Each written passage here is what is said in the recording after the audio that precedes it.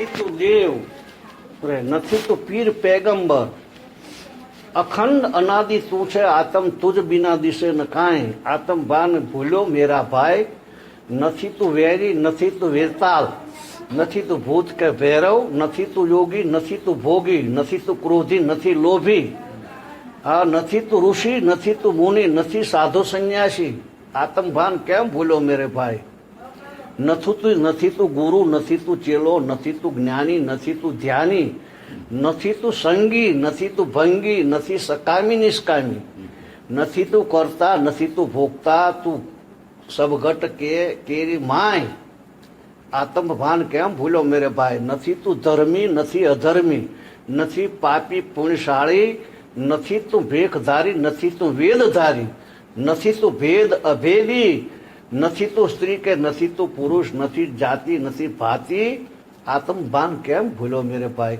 નથી તું ઈંગલા નથી તું પિંગલા, નથી સુષમણા તુજ માયરે, નથી તું ઓહમ નથી તું સોહમ, નથી જોહમ નથી કોહમ, નથી તું નામી નથી તું અનામી, કેવળ કરુણા કાંઈ નહીં, કશું સદ નહીં. પછી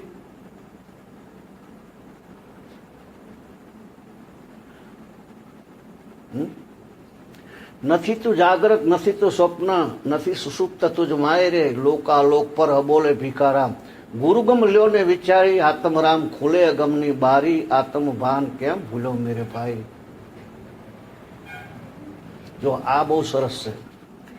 હે જીવ જો ચાહે નિર્વાણ પદ, તો ધર ધીરજ અડગ મન રાખ, તો મન ચા અડગ રાખ, શત્રુ મિત્ર ચાંડાલ પંડિત એક કરી તું જાણ, અડગ મન કરી દે, ધીરજ ધર અડગ મન રાખ, પછી શત્રુ મિત્ર ચાંડાલ પંડિત એક કરી તું જાણ, બધાને એક જાણે.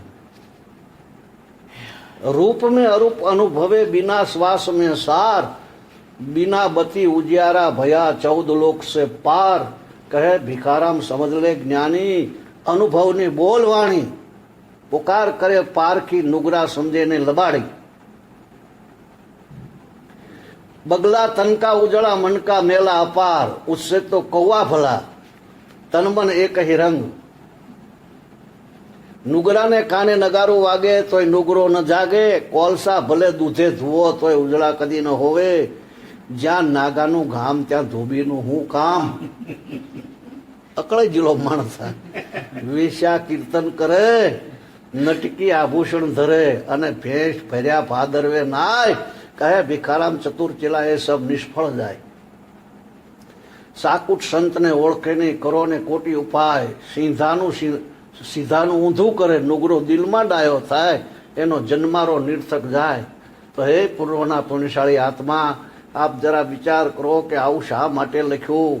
પરંતુ દયાળુ સંત કબીર સાહેબ, સંત જ્ઞાનેશ્વર, પ્રભુ ઈસુ, મોહમ્મદ પૈગંબર સાહેબ જેવા સમર્થ હંસો વિશ્વ ઉપર ત્રિવિધના તાપમાં જન્મ મરણના ફાંસામાં ફસાયેલા, ભયંકર રોગમાં સપડાયેલા નિરપરાધી જીવોનો પોકાર સાંભળી અને વિશ્વ ઉપર આવે છે, અને આ અજ્ઞાનતાનો ઉડતો ધૂળકો દૂર કરી સત્યની આલબેલ પોકારે છે. અને જે આ કામી ક્રોધી લોભી લાલચુ તેમજ અંધશ્રદ્ધામાં ડૂબતા જીવોને તારવા માટે વિશ્વ ઉપર પ્રગટ થવું પડે છે. શ્રીમદ ભગવદ્ ગીતામાં પણ ભગવાન અર્જુનને કહે છે, યદા યદા હિ ધર્મસ્ય, ને અર્જુનને ભગવાન કહે છે કે આવી જ રીતે જ્યારે કેવલ આત્મજ્ઞાનનો લોપ થાય ત્યારે આવા દયાળુ પરમાત્મા આવી અને જીવોને આત્મજ્ઞાનનો ઉપદેશ આપી પરમ ચૈતન્યનો પુરાવો કરી. મોરારી બાપુ એ જ કહે છે, એ શું કહે છે ખબર છે? બુદ્ધ પુરુષ. બુદ્ધ પુરુષ કહે છે. બુદ્ધ પુરુષ એટલે કોણ? જેને આને ઓળખો હોય પરમાત્માને બુદ્ધ પુરુષ કહેવાય. એમ આ તમે જે આ દેખાય છે સર નહીં કશું. રાતે ઊંઘી જાઓ, આ તો ઇન્દ્રિયોથી દેખાય છે. ઇન્દ્રિયોથી દેખાય છે ને? હા, ઊંઘી જાઓ ત્યારે ઇન્દ્રિયો નથી હોય ત્યારે શું દેખાય? એને ઇન્દ્રિયોને કીધે હાલવું છે કે મનના કીધે હાલવું છે કે સત્પુરુષોના કીધે હાલવું છે? ગમે એટલા મંદિરમાં ઠોકાવતો કશું વળે નહીં, કશું કોરા ધાકોર જ ભાળું છું અને તંબુરાના તાર તોડી નાખ્યા તો એવા ને એવા છે. આ તો કેટલા વાર ધતિંગ કર્યા એમને, આ તો નાટક છે બધા. આવા કયા જન્મમાં નહીં કર્યા હોય આવું, અનેક જન્મોમાં આવું કર્યું. આથી ધર્મરાજા જેવા થઈ થઈને અવતરેલા અને પાછા આમાં આવેલા. લીલાવતીનું આખ્યાન લખ્યું છે આખું આખું, એમાં એમ લખ્યું છે ને લીલાવતી યોગ વશિષ્ઠ મહારામાયણ લીલાનું આખ્યાન છે. એમાં એમ કીધું કે પહેલા જન્મમાં હું બ્રાહ્મણ હતી. તો બ્રાહ્મણ હોય એટલે ગાયત્રી સત્કર્મ આવું બધું કરે. પછી બીજા જન્મમાં રાજા બની એટલે રાજાએ કઈ દાન પુણ્ય નહીં કર્યા હોય, આપણા કરતા વધારે કર્યા હોય ને. પછી ત્રીજા જન્મમાં નેતરનું ઝાડ બની, એવા 99 જન્મ એના કહે છે. તો અત્યારે આ જન્મમાં મારે મેં આ પ્રભુને ઓળખ્યા, પરમાત્મા આત્માને ઓળખ્યો. 99 જન્મ. હે વશિષ્ઠ મહારાજ, હવે હું પહાડમાં પ્રવેશ કરું છું, શિલામાં પ્રવેશ કરું છું, એવી વાત એ કરે છે.